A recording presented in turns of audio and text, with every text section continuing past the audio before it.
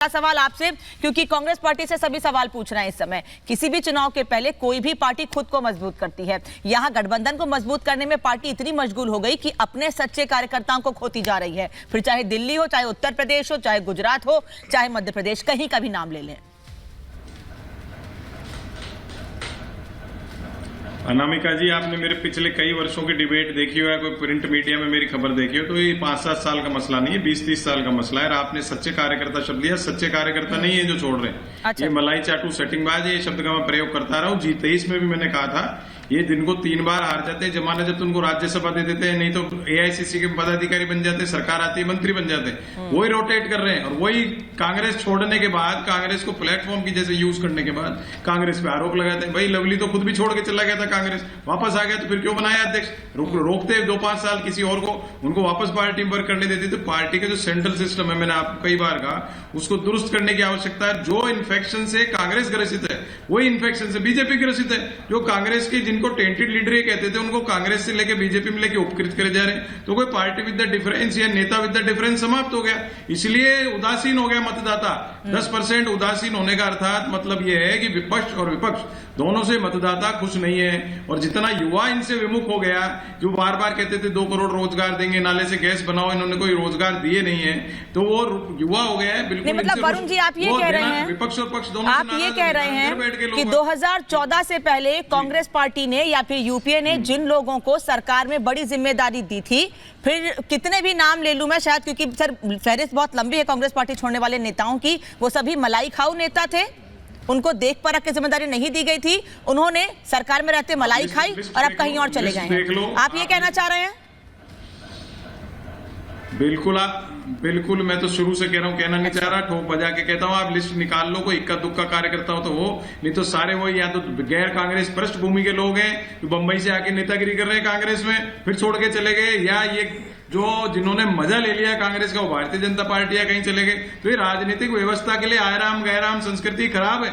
लेकिन क्योंकि कांग्रेस में वापस आ जाएंगे, फिर कुछ ना कुछ पद ले लेंगे। दे कौन रहा है? तो सेंट्रल सिस्टम दे रहा है। और लवली को इस्तीफा देना था, तो जिस दिन आम आदमी पार्टी से समझौता हुआ, या कन्हैया कुमार का टिकट, मैं भी पक्ष में नहीं हूं कन्हैया कुमार के, तो कोई पक्ष में नहीं है, लेकिन आपने टिकट दिया, उसके पहले ऑब्जेक्शन करते, उस समय इस्तीफा पेश करते। तो राजीव जी, ठीक है, वरुण जी रुकिए। वरुण जी, अगर इतनी ही नाराजगी है पार्टी में कन्हैया कुमार को टिकट देने पर, उदित राज को टिकट देने पर, तो मतलब ये हम माने कि सभी कार्यकर्ताओं को, नेताओं को साथ लेकर कांग्रेस पार्टी नहीं चलती है? फिर फालतू में ये प्रोपेगेंडा क्यों फैलाया जाता है कि हम अपनी पार्टी के कार्यकर्ताओं से बात करते हैं, हमने गांधी परिवार से अलग अध्यक्ष बना दिया है, अब राहुल गांधी और प्रियंका गांधी रायबरेली से या मिश्रित चुनाव लड़ेंगे या नहीं लड़ेंगे, ये सीसी की बैठक में तय होगा, खड़गे अंतिम मोहर लगाएंगे, फिर ये क्यों फैलाया जाता है? अनामिका जी, CWC जो है, CEC जो है, सबसे शीर्ष नेतृत्व का शीर्ष फोरम होता है, वो तय करता है। मैंने आपको हमेशा कहा CWC में कौन है। नहीं, मैंने राजीव जी से पूछा है सवाल ये। वरुण जी, उनको चुन लिया तो यही हालत होगी। वरुण जी, राजीव जी से सवाल है मेरा। सॉरी शायद आवाज नहीं जा रही। राजीव जी, आपका, हाँ जी, आपने क्या पूछा है? मेरे को आवाज आपकी नहीं है। सर, मेरा सवाल सिर्फ ये है कि वरुण पुरोहित कह रहे हैं कि मैं भी नाराज हूं, मैं भी इसका अपोज करता हूं कि कन्हैया कुमार या फिर उदित राज को टिकट दिया गया है। फिर ये क्यों कहा जाता है कांग्रेस पार्टी में कि हम कार्यकर्ताओं के साथ मिल बैठकर बात करते हैं, हमने अपना अध्यक्ष बदल दिया है, गांधी परिवार से अलग अध्यक्ष बना दिया है, अब वो तय करेंगे कि प्रियंका गांधी चुनाव लड़ेंगी या नहीं, राहुल गांधी चुनाव लड़ेंगे या नहीं? ये प्रोपेगेंडा क्यों फैलाते हैं? फिर बात नहीं करते हैं कार्यकर्ताओं से, केवल जनता को दिखाने के लिए ये बातें हैं कि आप आपसी सामंजस्य है, उसके बाद फैसला लेते हैं।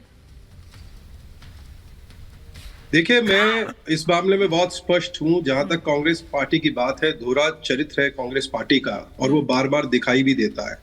भारत तेरे टुकड़े होंगे, ऐसा नारा लगाने वाले को ये टिकट देते हैं, तो मुझे लगता है कोई भी राष्ट्रवादी आदमी होगा, उसको रहने में वहां दिक्कत होगी।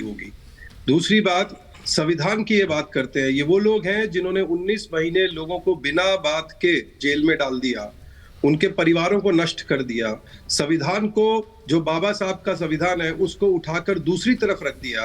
वो आज संविधान की बात करते हैं। लोकतंत्र खत्म हो गया है, ये उनके अध्यक्ष खुद चिट्ठी में लिख रहे हैं, तो मुझे कुछ बोलने की जरूरत नहीं है। वो बता रहे हैं कि जो सब बातें हुई, तय हुई, उसमें से एक बात पर भी अमल नहीं हुआ है।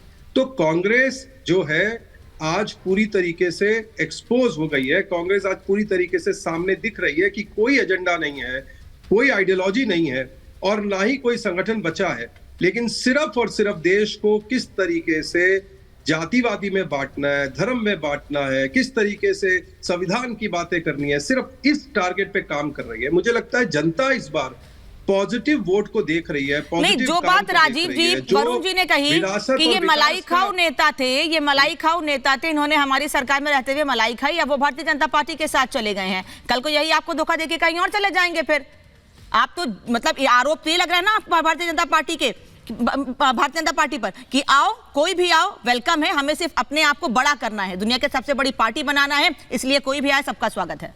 देखिए एक बात समझिए, भारतीय जनता पार्टी के जो 10 करोड़ से ज्यादा सदस्य हैं वो किसी बाहर के नेता ने आकर बनाए नहीं है। एक बात पहले तो ये स्पष्ट हो जाइए। दूसरी बात, भारतीय जनता पार्टी ने कभी आज तक आइडियोलॉजी से कॉम्प्रोमाइज नहीं किया है। संगठन चलता है आइडियोलॉजी पे, उसकी संस्कृति क्या है। अच्छा। हम अगर कहते थे 370 हटाएंगे तो हमने 370 हटाया। हम तब भी कहते थे जब लोगों को उम्मीद नहीं था, जब हमारे 3 MP बचे थे तब भी हम कह रहे थे कि देश के अंदर 2 विधान 2 प्रधान नहीं रहेंगे। तो हमने कभी अपनी बेसिक आइडियोलॉजी नहीं बदली है। अंत्योदय की बात तब भी कही थी जब पार्टी बहुत छोटी थी और मोदी जी ने आकर अंत्योदय पे काम किया, वो करके दिखाया। Bharatiya Janata party ideological party है, कोई नेता आकर आइडियोलॉजी को ड्राइव नहीं करता है यहाँ पर। लेकिन ये जो दूसरे संगठन है जहां कोई आइडियोलॉजी नहीं है, परिवार चला रहा था, अब परिवार तो प्राइवेट लिमिटेड कंपनी है, कभी किसी के मन में कुछ आया और कभी किसी के मतलब राजीव जी कह रहे हैं प्रोफेसर स्वामी कि जो परिवारवाद है, जो भ्रष्टाचार है, या फिर जिन लोगों ने भ्रष्टाचार पे के आरोप लगाए थे कांग्रेस पार्टी पर, उन्हीं से गठबंधन कर लेने के बाद कांग्रेस के कार्यकर्ताओं में इतनी दुविधा आ गई है, वो इतने नाराज हो गए हैं कि वो बीजेपी में जा चले जाएंगे या फिर अपनी नई पार्टी बना लेंगे, क्योंकि कांग्रेस के भीतर उनकी बात नहीं सुनी जा रही है। वो लोग जिन्होंने अलग अलग जगहों पर पार्टी को मजबूत किया है। देखिए अनामिका जी, पहली बार जीवन में ऐसा मैं चुनाव देख रहा हूं जिसमें लवली हों, अशोक चव्हाण हों, जितिन प्रसाद हों, ये इररिलेवेंट हो गए हैं। आज के तारीख में लड़ाई जो है 2024 की, ये माननीय मोदी जी के बीच में और जनता के बीच में है। ये इस मुद्दे पे है कि आरक्षण खत्म होगा, संविधान खत्म होगा या संविधान आरक्षण बचेगा।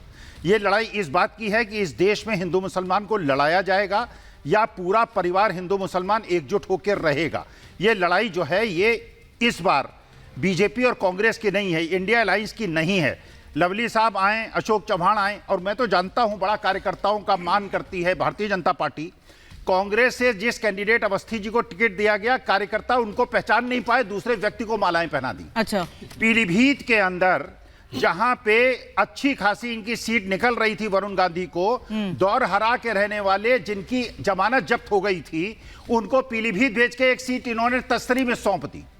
इनकी यह हालत हो गई है, ओपी राजभर को, इनके बेटे को वहां उठक बैठक करनी पड़ रही है, संजय निषाद को चोट लग रही है। हरियाणा के अंदर 10 सीटों पर इनकी जिस तरह अशोक तंवर को इन्होंने टिकट दे दिया, जो अशोक तंवर प्रदेश कांग्रेस कमेटी का अध्यक्ष था, आम आदमी पार्टी में गया, वहां के कार्यकर्ताओं की इन्होंने सुध नहीं ली। वास्तविकता में आज मुझे याद आया है, छत्रपति शिवाजी को अफजल खान ने जैसे गले लगाया था और छुरा भोंकने का काम किया था। इस बार का चुनाव जो है ये सिद्धांतों का चुनाव है, ये लोकतंत्र को बचाने का चुनाव है। ये विपक्षी दलों को जेल में भेजने वाले और निर्दोष लोगों को जेल में भेजने। मैं सवाल पूछ लूं।